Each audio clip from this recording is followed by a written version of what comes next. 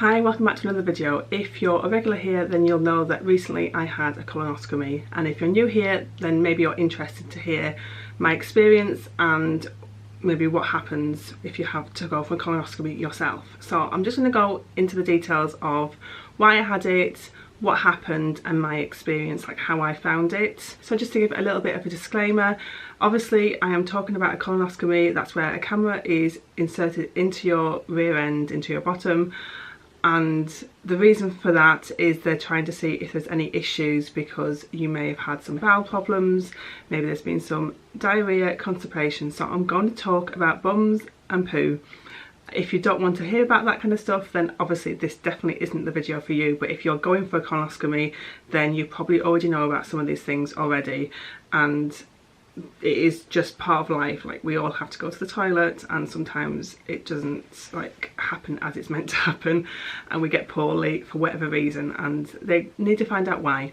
So that's just a little disclaimer. I'm going to talk about those things. I'm not going to like go around the subject. I'm just going to say it because it's just a lot easier.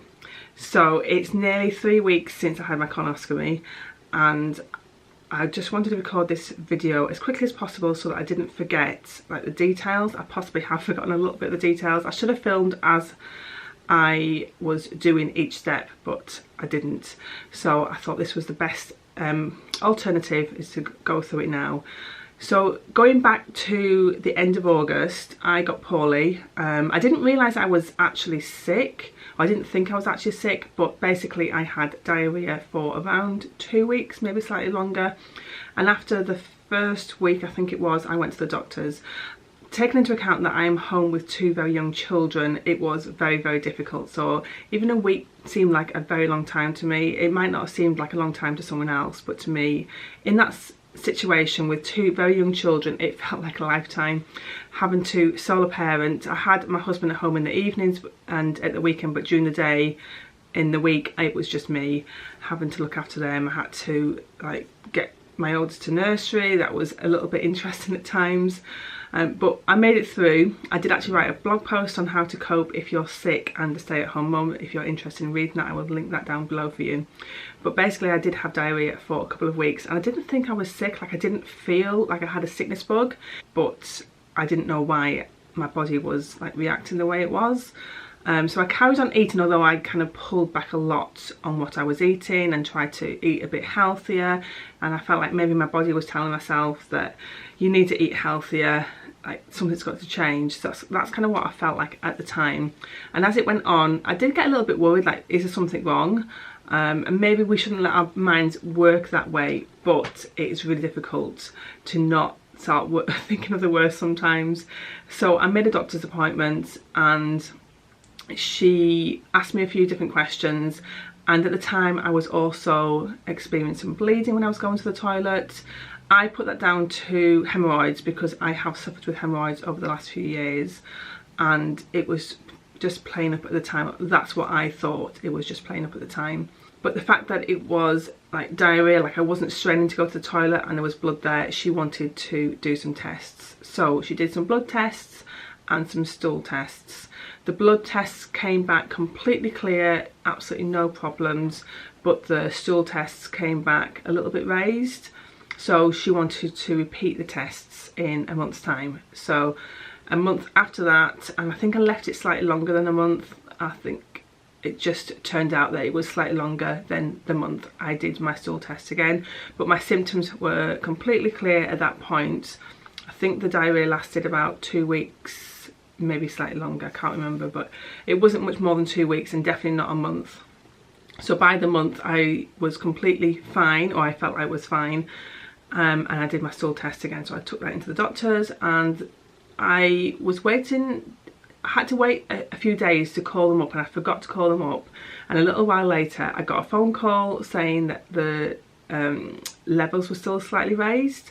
So the doctor wanted to speak to me. So because it was slightly raised, like, she wasn't too concerned. She kept saying, "You're not worried about cancer, are you?" And I'm like, well, now you said, are you worried about cancer? I am a little bit worried about the cancer, but I wasn't.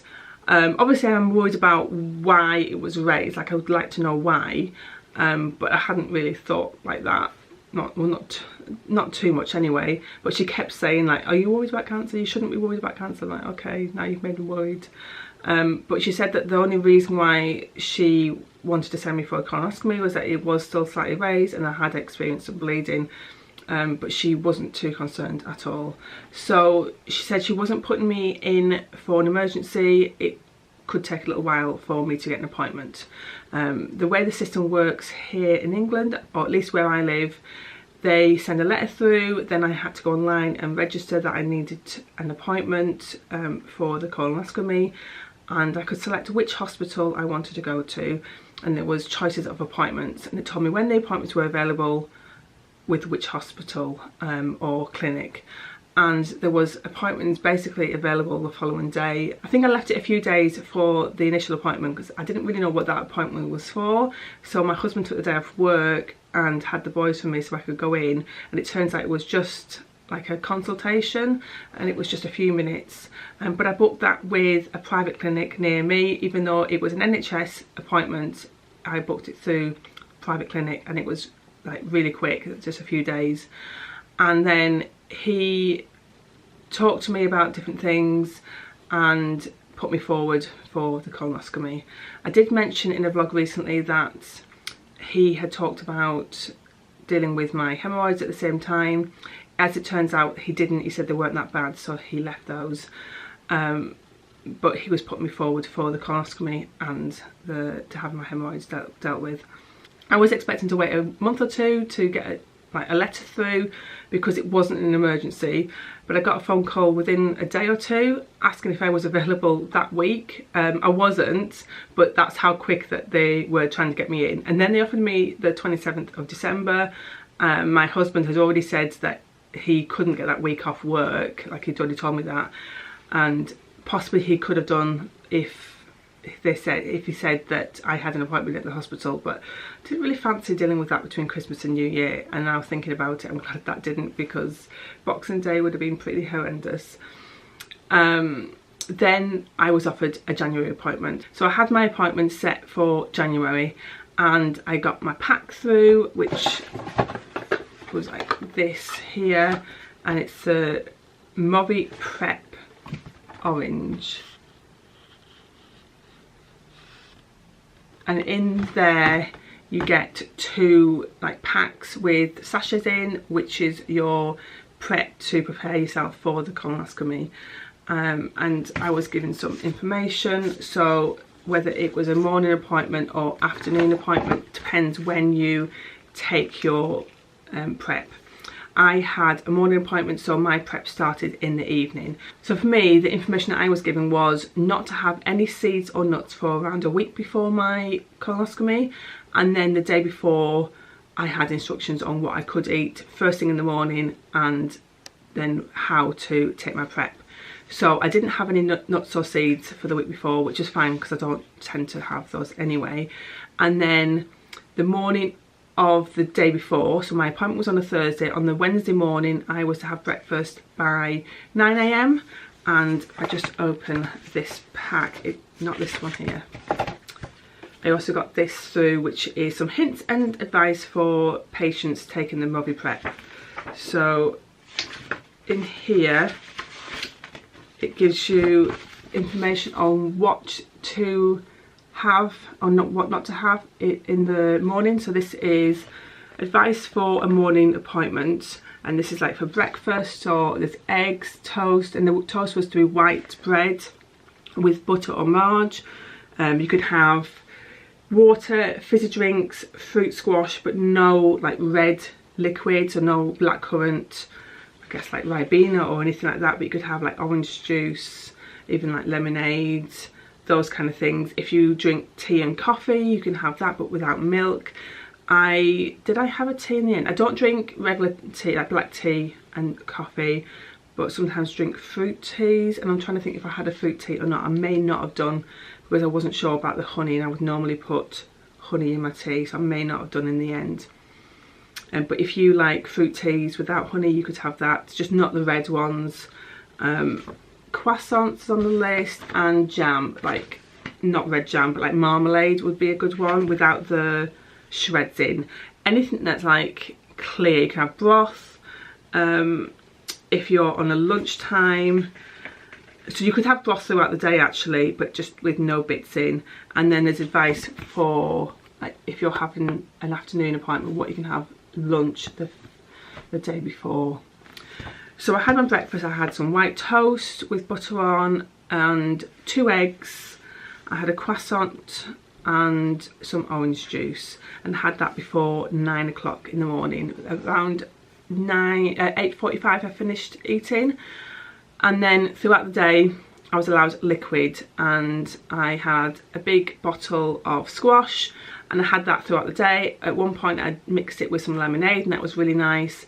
And I did totally fine until lunchtime. I started to feel really hungry. Throughout this whole time I also had both my boys at home, and I had to prepare food for them. I gave them breakfast in the morning, then at lunchtime I obviously had to prepare them their lunch, and I started to feel really hungry. That was difficult to not even like nibble on anything, and I think I probably got something on my finger, and normally I would just like stick my finger in my mouth just to lick it off, and I couldn't. I had to remind myself, no, I mean it might not have made much difference, that tiny little bit, but I wanted to make sure that this worked, because if your bowels, the intestines, whatever it is that they're looking at isn't clear, they might have to do it again, and you don't really want to have to go through it again. Like if you can do this, make it work the first time, and everything's clear, they don't have to do the test again, then that's brilliant. So that's what you want. So I want to make sure that I did everything completely right.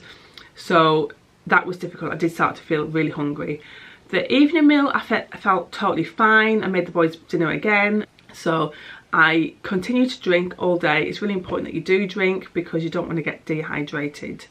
Then I had to start the prep at a certain time, and this goes through how to make it and then all the times on when to make it. So you get 2 packs, and in the pack you get an A and a B sachet, and you mix those both into a jug and make that up to 1 litre. And then you had to mix it, and you mixed it for around 5 minutes until it was like all the grains, the grit had gone. What does it say? Stir until dissolved. Solution is clear or slightly hazy. So that was around 5 minutes. And then once that is all mixed up, you then start taking it. So I started the prep at 5 PM as it says here, and you had around 2 hours, 1 to 2 hours to drink it, and it says to have like a 250 ml glass of the fluid every 15 to 30 minutes. So I actually put a timer on my phone to remind myself that one, I had to finish the first glassful and then move on to the next one.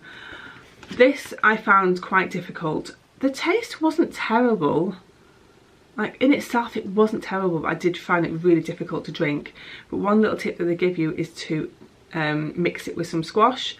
So I had my jug of solution in like 1 jug, and then I had my glass, and I put some squash into the glass and diluted it with the jug of solution, and just kind of every time I made a new glass I put more squash in, and I made it quite strong. Like I put a lot of squash in there just because I wanted to disguise the taste as much as possible and make it easier to drink. It's quite a lot to drink in the time, although you know it's not a terrible amount. It's a litre in 1 to 2 hours, but when you've been drinking all day, that's all you've been having, it is quite difficult.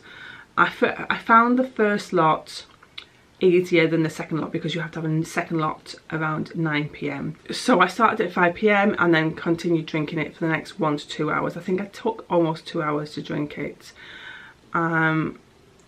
And then it says that there's some hints and tips here in this little booklet on like how to help you drink it. And it says to drink through a straw. That did help, because when I was drinking it and the liquid was staying on my lips, and I obviously licked my lips, and that just like, it just was a bit bitter. So to stop that, I was drinking it through a straw. The only difficulty with that is you couldn't gulp as much. So although you need to take your time drinking it, it's no rush, you kind of want to get it out of the way. It says in this booklet, expect to start having frequent liquid bowel movements within an hour of drinking the Muffy Prep. I think I'd finished drinking the first lot before that happened. I was upstairs bathing the boys, so I was getting them ready for bed, and obviously I'd started drinking this around dinner time, but I wanted to get as much of the bedtime stuff done before I was stuck to the toilet. Keith was due home around 6 o'clock that evening.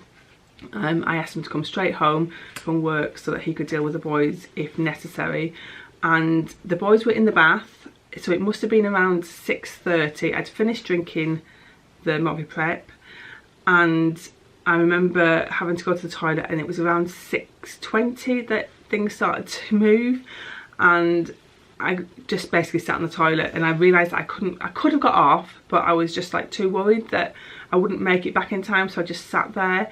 And at that point I felt like I needed Keith home, so I was about to call him, and he walked through the door. So he walked through the door about 6:30 or just before, which was kind of perfect timing so he could take over dealing with the boys. They were sat in the bath and they needed to get out, but I didn't think I was going to be able to deal with that. I couldn't really concentrate on anything else other than going to the toilet.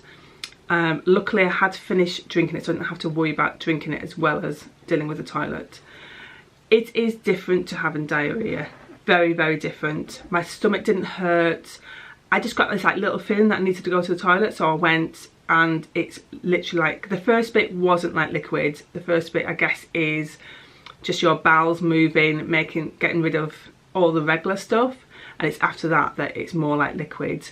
It isn't pretty looking, it's poo looking, so it's kind of browny yellow. Eventually did turn yellow, but it is just clearing out everything in your bowels.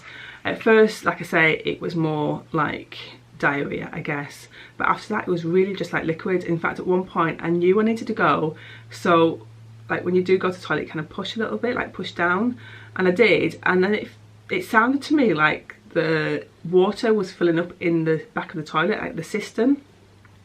I'm like, that's weird, I've not flushed or anything. It wasn't, it was coming out of me. And it was just the noise of the water into the toilet, because it was literally just like water. It felt to me like I'd drank this jug of drink, and it was literally going through me like a fountain. That's the only way I can describe it. That wasn't pleasant, but it wasn't terrible. The only thing is you kind of are tied to the toilet for quite a while. It does say here that expect to go to the toilet between 12 to 15 times during your preparation. I didn't, because I just sat there, so how you do it is up to you, but I just felt more comfortable just sitting there. I'm trying to think how long I was sat there before I could get up. It was maybe 7:30, so maybe an hour, maybe a little bit longer. And I wanted to have a shower because I wanted to shave everything, you know, as women want to do when we're about to go to the hospital or doctors and like expose everything. So I wanted to have a shower, and I was wondering how that was going to be, having a shower, trying to shave while dealing with needing to go to the toilet. But by the time I had finished, like I felt like okay to get off the toilet. I was totally fine. I was able to have my shower until I needed to start the prep again. So it must have been no more than an hour and a half that I was going on the toilet, because then I got in the shower and I needed to be done by 9 o'clock when my second lot of prep was due to start. That really wasn't a bad experience, the going to the toilet. The prep was the worst part. Then I made up my second lot of solution around 9 o'clock. This time it was a lot harder. It really wasn't nice. I struggled so much to drink it. With the first lot I was done quite quickly, not too quickly, but I did pace myself, but I managed to drink it fairly quickly. With the second lot I struggled to get it in that 2-hour block. The last bit was a real push to do. I didn't want any more liquids. Oh, I forgot to say, after each prep you need to have another litre of liquids. I can't find it now, but I think it was 1 litre of liquid after the prep, so that could be squash or whatever you want it to be, obviously within the guidelines, but you didn't have the prep with that. So you finished the prep and then you needed another litre. It's because you're washing everything out, you need to make sure that you are hydrated throughout this whole process. So you've had 2 litres of liquid before you start the second set of prep. Then at 9 o'clock I started the second set of prep. Like I said, I found this really difficult. I really couldn't stomach it. I wasn't going to be sick or anything like that, but it was really difficult to drink. I found it hard to swallow and to motivate myself to have the next like mouthful or next glass, and it just seemed to drag on forever. I had to drink it while I sat on the toilet because things started moving before I had finished it, unfortunately. So I was sat at the toilet with my glass with the straw in. I was taking it in one end while it was going out the other. Not really that pleasant. I was done with that by about 11 o'clock. I was in bed by just after midnight, so by midnight everything had stopped moving and I was totally fine. I had to get up at 6 in the morning, but I was worried that I would be up all night, and I wasn't. I did go to bed just after midnight, so it was late. I didn't get a whole lot of sleep, but I got enough. So that part of it was probably the worst, the second set of prep. By the end of it, everything that was coming out of me was just very much like water. There was a tinge of yellow there was nothing else there, which was a good sign that everything had cleared out. So I then went to bed. I was up at 6 o'clock in the morning because I wanted to have a drink before I went to my appointment, which had to be 2 hours before you are due to have your appointment. That's just to make sure that you haven't like been drinking too close to the appointment. So the next morning my mum dropped me at the hospital. I decided to have a sedation. I just felt like I didn't want the experience to be bad, and if it was going to be uncomfortable, I just wanted to be as comfortable as possible. If I didn't have sedation, then I could have driven myself, but I chose to have sedation. I went upstairs to a lovely little private room because it was a private clinic, and they were lovely, explained absolutely everything, came along with like a nightgown or like a hospital gown with these like big bloomer shorts, and they had like a little slit at the back. They said that's where they access you. They didn't, he just pulled them down, but had those to wear. I took my dressing gown and slippers just so that I was comfortable, and like the gown covers up at the back, it crosses over, but just so you are definitely covered and feel completely comfortable, then you can take your dressing gown, which I did. And they had me in pretty quickly. There was another lady there who was having a slightly different procedure, and she went in first because hers was around 10 minutes, mine was going to be more like 40 minutes. And they took me in, they got me to lay on the bed and asked me a few questions, took all my my temperature. My temperature was slightly raised, but they weren't too concerned. But they took my temperature, they put me on the heart rate machine and the blood pressure machine just to make sure everything was fine, because they were going to sedate me. They wanted to make sure that nothing dropped and everything was fine. And then they said, right, we're going to give you the sedation, which also had some pain relief in it. You might start to, what do they say? You might start to feel a bit funny. Don't panic. Honestly, nothing really changed. I didn't really feel different at all. And when I was having the actual procedure, I could feel most of it. Like, I think I could have had it without the sedation and I would have been fine. It wasn't like really comfortable, but it wasn't terrible. There was a few times that I had to breathe through as the thing went around different corners and stuff, but I was totally fine. It was a little uncomfortable, but the prep was definitely a lot worse than the actual procedure. I wouldn't say the sedation really did anything for me at the time. I didn't feel any different whatsoever. I was totally aware of what was going on, and they were talking to me throughout the whole thing. There was a screen at the side so I could watch what they were looking at. I could see them taking some biopsies, and I could see everything on the screen. Once they were finished, they told me instantly they couldn't see anything, so straight away they told me that they thought everything was fine, but they had taken some random biopsies that they would send off to get checked out.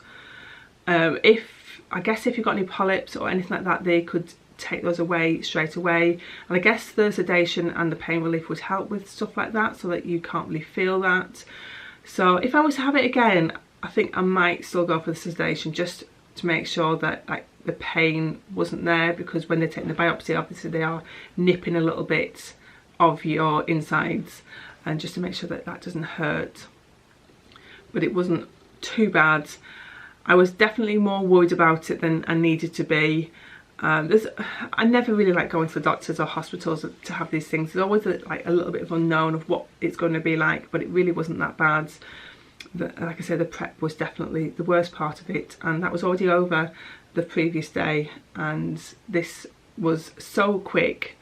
I was in and out of the theatre within 40 minutes, and I was able to walk out. They took me into a little, I guess, recovery room just next to where the theatre was, and asked me how I was, took my blood pressure. I said I was tired, but I said I'm tired most of the time anyway, and I'm sat here with no children, it's quiet, I could fall asleep, but that's normal for me anyway, so I'm not sure if that was the sedation or not. It possibly was, but I'm tired a lot of the time anyway. They then took me down back to my room, and I felt fine. They said to just take it easy, but I totally felt fine. I was able to then get changed into my clothes. They brought me a drink and some biscuits so that I could eat something and drink something, and then came and gave me some information. So they gave me some information, gave me a piece of paper with information on, and they've taken some random biopsies, and they said that the bowel preparation with Moviprep was excellent. So I obviously did a really good job of clearing myself out. Well, I forgot to mention that they actually weighed me right before going to have the procedure, and although I am heavier than I'd like to be, just because I haven't lost any weight since, or the weight that I'd like to lose since having my last baby, I was around 5 pounds lighter than I was the previous time I'd weighed myself, so that was nice. I'll probably put that back on again. That was probably just water, but yeah, I lost 5 pounds within a couple of days, and so that was a nice little surprise. So I was a little bit lighter than I expected to be. I was able to then call my mum, and they walked me downstairs, and I was able to go. So I was due to be at the hospital at 8:15, and I was expecting to get home around lunchtime or just after, because I thought I would obviously get there, get the information to begin with and get changed. The procedure would be 40 minutes, and I thought I would be in recovery for around 2 hours.